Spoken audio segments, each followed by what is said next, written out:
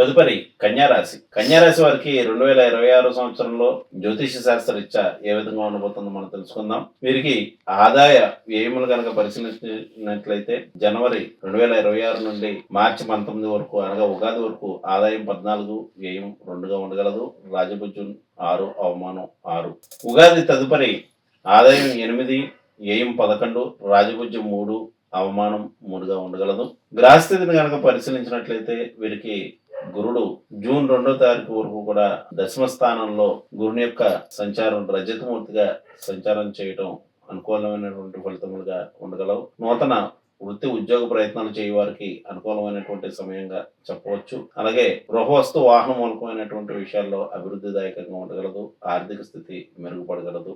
ఇక శనిగ్రహ విషయానికి వచ్చినట్లయితే పంచమ షష్టాధిపతి సప్తమ స్థానంలో సంచారం చేయటం వల్ల వీరికి ఈ యొక్క శని యొక్క దృష్టి సప్తమ వీక్షణచే జన్మ చంద్రుని చూడడం వల్ల కొన్ని ముఖ్యమైనటువంటి వ్యవహారాల విషయంలో ఆలస్యం అనేటువంటిది ఉండగలదు. అలాగే బద్ధకం వంటివి ఆవహించగలదు. జీవిత భాగస్వామికి అనారోగ్య సమస్యలు వంటివి వేధించే అవకాశం కలదు. లేక ఆర్థికపరమైనటువంటి ఒడిదుడుకులు సంభవించేటువంటి అవకాశాలు కనిపిస్తూ ఉన్నాయి. రాహుకేతుల విషయానికి వచ్చినట్లయితే వీరికి రాహు స్థానంలో, కేతు వ్యయ స్థానంలో సంచారం చేయడం వల్ల రాహు అనుకూలమైనటువంటి ఫలితములు ఇచ్చుచున్న కారణంగా ఆరోగ్య విషయంలో స్వల్ప ఇబ్బందులు కలిగినప్పటికీ కూడా శత్రుజయం అనేటువంటిది ఉండగలదు.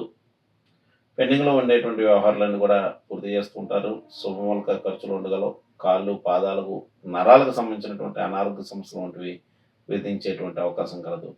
మొత్తానికి ఈ యొక్క గోచార స్థితిగతులు అనగా ప్రధానమైనటువంటి గ్రహాల యొక్క గోచార స్థితిగతులు పరిశీలించగా వృత్తి వ్యాపారాదులు ప్రోత్సాహకరంగా నడుచును. పెండింగ్లో ఉండేటువంటి వ్యవహారాలన్నీ కూడా కొంత ఆలస్యంతో పూర్తి చేయటం జరగగలదు.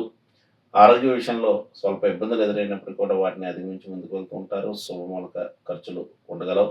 వీరికి ముఖ్యంగా జూన్ 2వ తేదీ నుంచి ఏకాదశ స్థానంలో గురుడు ఉచ్చస్థుడై సంచారం చేయడం వల్ల చేపట్టినటువంటి వ్యవహారాలను కూడా పూర్తి చేస్తుంటారు. జీవిత భాగస్వామి యొక్క సహాయ సహకారములు లభించగలవు. సంతానం యొక్క అభివృద్ధి నిమిత్తమై కొన్ని నూతన ప్రణాళికలు అనేటువంటివి రచించి వారికి అభివృద్ధికరమైనటువంటి ఫలితములు కూడా గోచరించుచున్నాయి. ఇక అక్టోబర్ 31 దాటిన తర్వాత నుంచి గురుడు వీరికి 12వ స్థానంలో సంచారం చేస్తూ కేతువుతో యుతి చెందటం వల్ల ఆరోగ్య విషయంలో స్వల్ప ఇబ్బందులు అనేటువంటివి ఉండగలవు. దైవ కార్యక్రమాల్లో పాల్గొంటూ ఉంటారు. తీర్థయాత్రలు వంటివి చేసేటువంటి అవకాశాలు కనిపిస్తూ ఉన్నాయి. ఇక వీరికి గ్యాస్ట్రిక్ ట్రబుల్స్ మరియు కంటికి సంబంధించినటువంటి అనారోగ్య సమస్యలు వేధించేటువంటి అవకాశాలు ఉన్నాయి. ఆర్థిక పరమైనటువంటి విషయాల్లో ప్రోత్సాహకరంగా నడుచును. పెండింగ్ లో గతంలో రావాల్సిన ధనం జూన్ 2వ తేదీ నుంచి అనుకూలదాయకంగా ఉన్నను.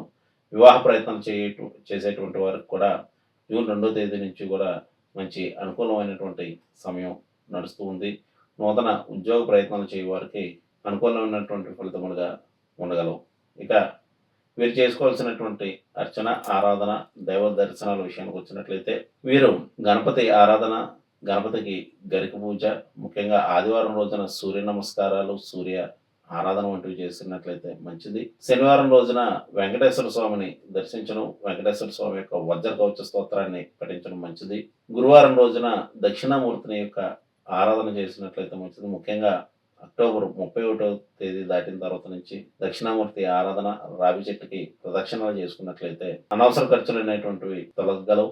మరియు దైవ కార్యక్రమాల్లో పాల్గొంటుంటారు. శుభమూలక ఖర్చులు ఉండును. పెండింగ్ లో ఉండేటువంటి వ్యవహారాలు క్రమక్రమంగా పూర్తి చేయడం జరగగలదు. ఇది ఈ రాశి వారికి 2026 సంవత్సరంలో జరిగేటువంటి ఫలితాలు. శుభం.